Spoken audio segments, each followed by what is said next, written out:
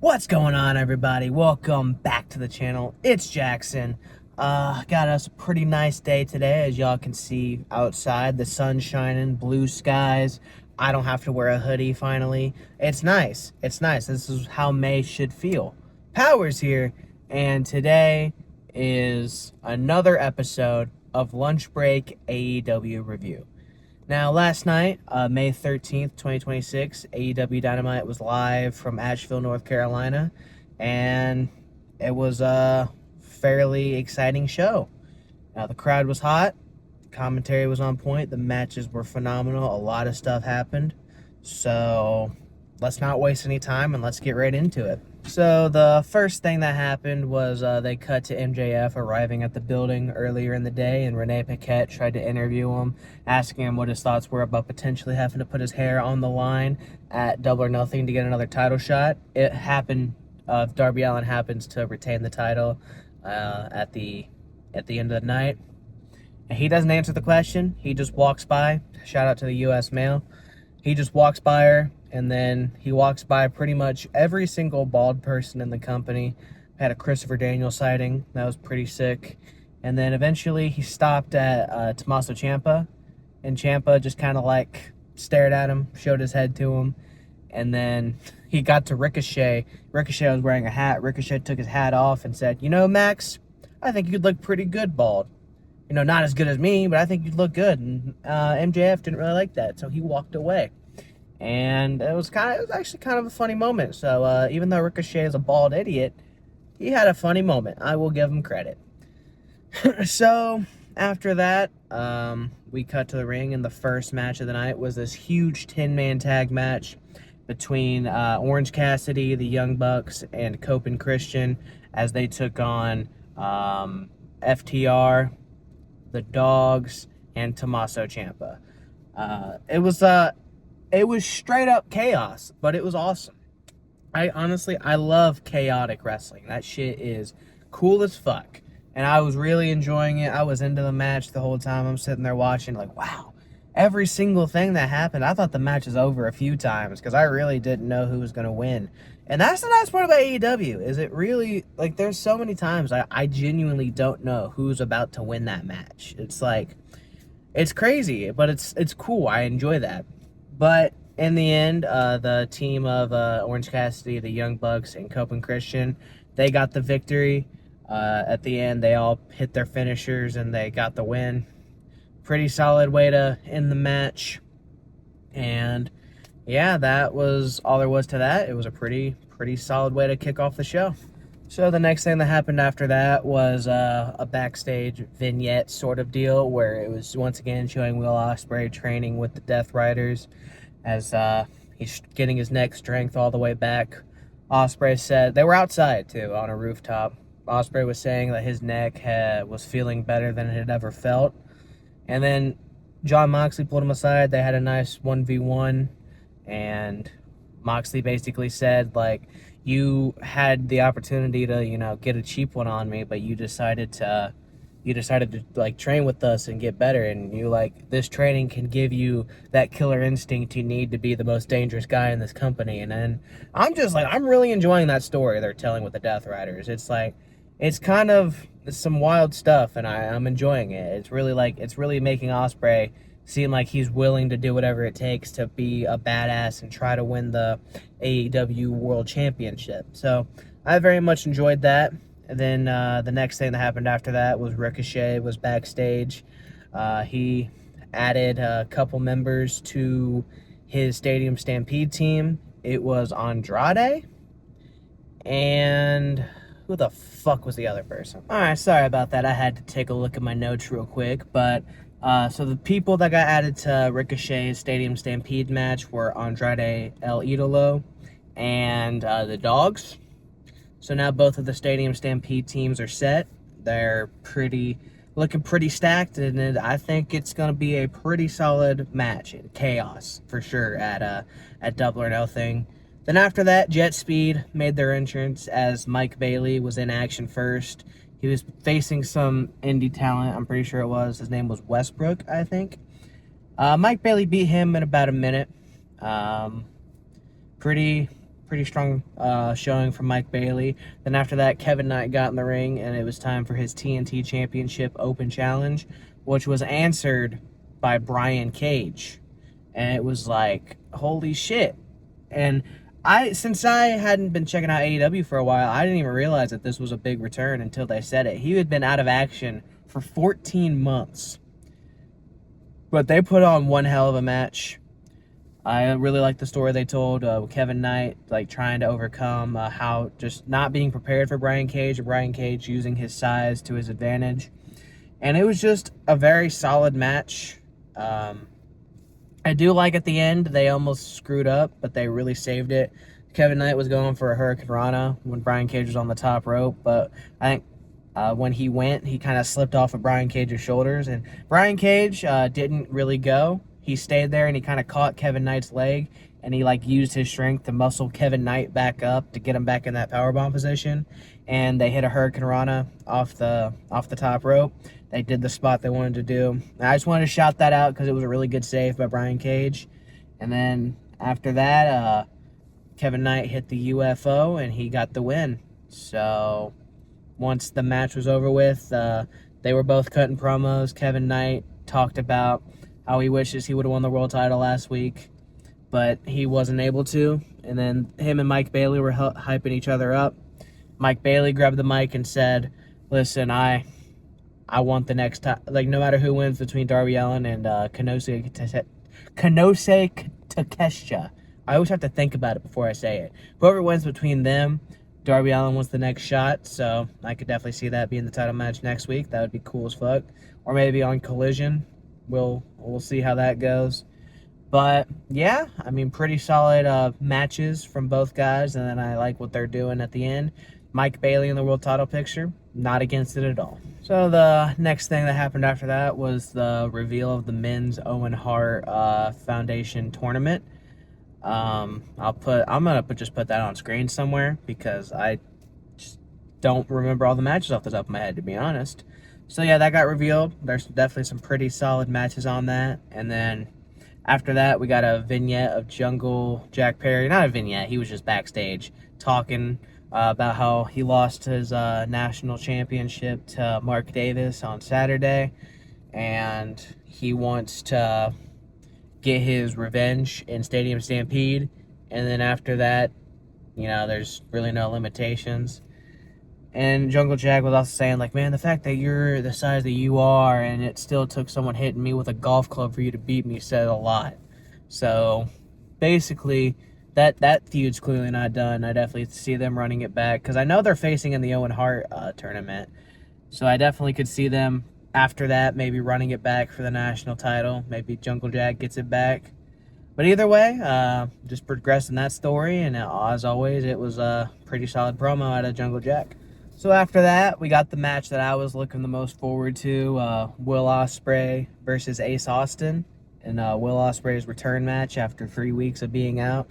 Because the last time he was in a match on TV, he lost to Mark Davis via referee stoppage. So it was cool seeing Will Ospreay wrestle. I'll never skip a Will Ospreay match as long as I watch AEW, because that dude is just really good at what he does. But he took on Ace Austin, two very good wrestlers, and they had a fucking great match. I was enjoying every second of it. They definitely told the story, like Will Ospreay, his neck. They told that story. Ace Austin was trying to work on the neck, but it wasn't working because Will Ospreay's neck is strong as shit because of what he's been doing with the Death Riders. And then in the end, Will Ospreay finally hit his hidden blade finisher, and then he was waiting for Ace Austin to get up for a second one, and then Ace Austin just kind of fell to the mat. And all match, Will Ospreay had been working on Ace Austin's arms, so Will Ospreay put Ace Austin in a cross arm breaker, and Ace Austin tapped out. And it's like, that's, once again, they're telling the story. Will Ospreay's working with the Death Riders. He gets a submission victory. And commentary saying, like, that may be one of the first submission victories he's ever had in his career. So, yeah, that was very solid. And then once the match was over, Samoa Joe and the Ops came out. They were like, because they're pissed that Will Ospreay is working with the Death Riders, and Samoa Joe wanted Will Ospreay to work with the Ops. Samoa Joe's basically like, you had your chance, you made your choice, so now we're going to kick your ass. So the Ops went down to the ring. Will Ospreay's in there by himself. Then the Death Riders music hits. Then all of the Death Riders come out and they surround the ring. Basically like, we're going to protect Will Ospreay. And they did just that. The Ops backed off, and that was where the segment ended. So after that, Don Callis was doing a backstage interview, and he had Kanose Takeshita with him, basically talking about the world title match in the main event. And then MJF came in and interrupted and basically said, yo, you need to win tonight, Kanose, because I don't want to go bald. I don't want to have to face Darby Allin and put my hair on the line. So MJF actually gave Don Callis his Dynamite diamond ring and said, listen, man, use this, win the title, because I don't want to put my hair on the line, and then I wouldn't mind facing Kanose Takeshita for the title. I keep saying his name wrong. Kanose Takeshita. That's how you say it. It's like when I try to say it without thinking about it, it's like I fuck it up. So, my bad. I'm really not trying to say it wrong. I'm just an idiot. So, I'm not trying to be offensive. I'm just fucking stupid. So, yeah.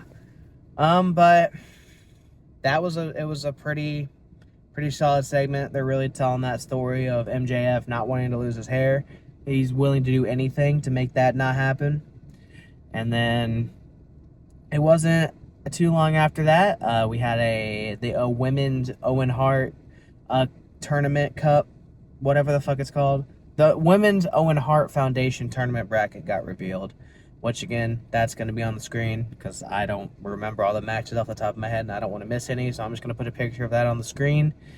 And yeah, it's shaping up to be some pretty good Owen Hart tournaments. So after that, we were backstage again for another interview.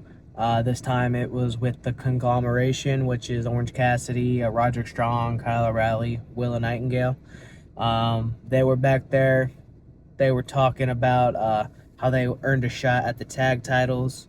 And Kyle O'Reilly said, I think Roderick Strong and Orange Cassidy should be the ones who go after the titles. And then Roderick Strong went, Kyle! Thank you, man. That means a lot. And then Kyle O'Reilly actually made a challenge to Jon Moxley for the AEW Continental Championship. And then they decided to do the word of the day. And then Mark Briscoe actually returned, which is always good to see Mark Briscoe. He said a lot of things I didn't really understand, but it was fine. It was hype. He made a challenge to Tommaso Ciampa, which that match got made official for Collision on Saturday. So that should be a good one. Mark Briscoe and Ciampa, they had some bangers before Briscoe got hurt. Had to go away for a couple months, but definitely that Collision's looking like it's going to be pretty good on Saturday, so I might have to check that out. But yeah, it was pretty good backstage promo, and I also got to see Mark Briscoe. Always loved that. So after that, we got a trios tag team match between the Triangle of Madness and the Brawling Birds and Hikaru Shida, which I enjoyed the match. I thought it was pretty good. They were hyping up the four-way match for the AEW Women's Championship at Double or Nothing, which once again, that's Tekla, Jamie Hayter, Hikaru Shida, and Chris Statlander.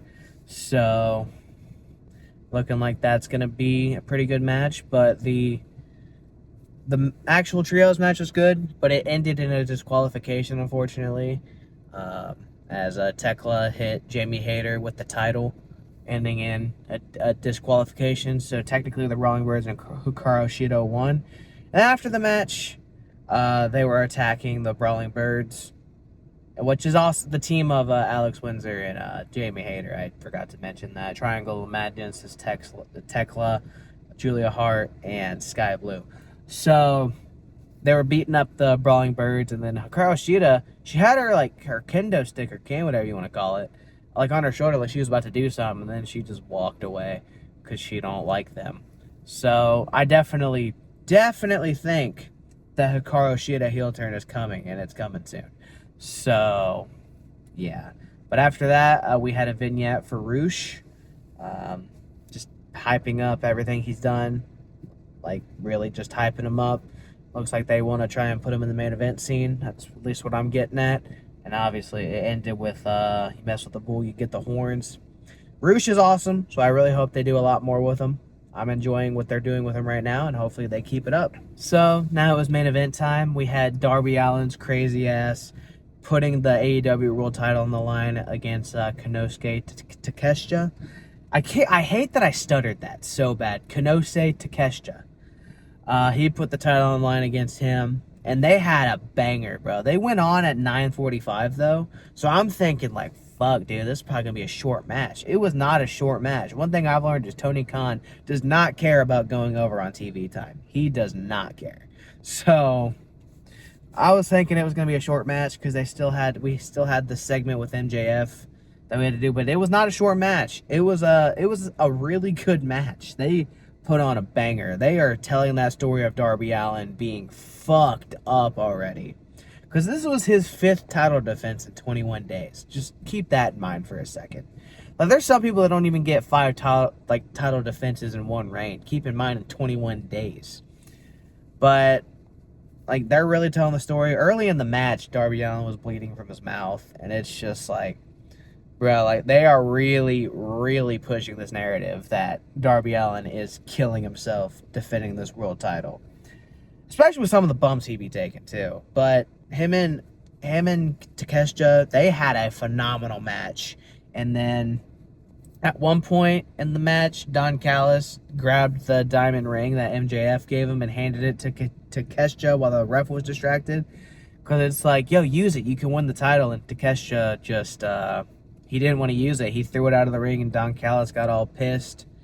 And then Darby Allin rolled him up, and I was like, oh, that's it. Nope, he kicked out, and they fought for like another 5 minutes after that.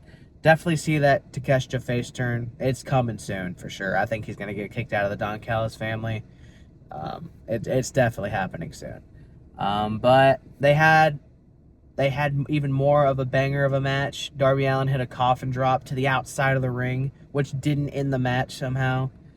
And then, eventually, the match ended. Darby Allin had Takeshita in the Scorpion Deathlock. Takeshita got to the ropes.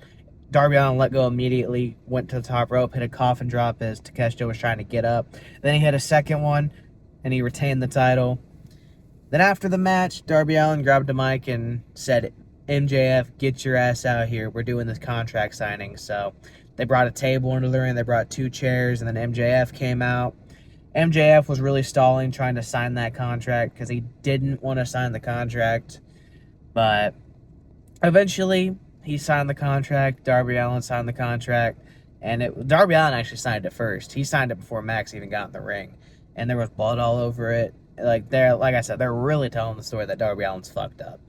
But eventually, like I said, they got the contract signed.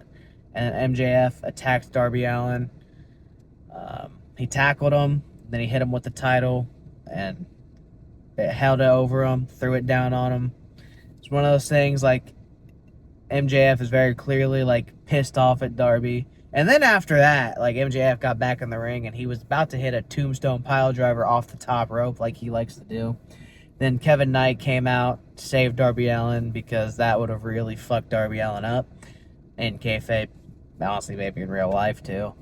And yeah, that's how the show ended, with MJF running away, and then Darby Allin's music played as he was, like, still smiling. It was like, it's crazy. And that was the May 13th, 2026 episode of AEW Dynamite. I enjoyed it. I thought it was a fun show. It wasn't the best episode I've seen, but it was pretty good. I was entertained the whole time, and like I said, I'm really enjoying AEW. I just enjoy that they put so much more effort into their matches. And, like, the people who, like, say they don't tell stories, like, that's just so fucking stupid. Like, if you think that they don't tell stories, you just don't watch the product. It's that simple. But, yeah, they've really been doing a good job, and I've been very happy with what I've seen. So, yeah. But with that being said, thank you guys so much for watching this video. If you enjoyed it and you're new, don't forget to like, comment, and subscribe. Also, do those things if you're returning, too, because, like, that's just cool shit to do. Also, don't forget to turn on the bell notifications, and most importantly, follow everything in the description box. I'll see you guys next time. Bye.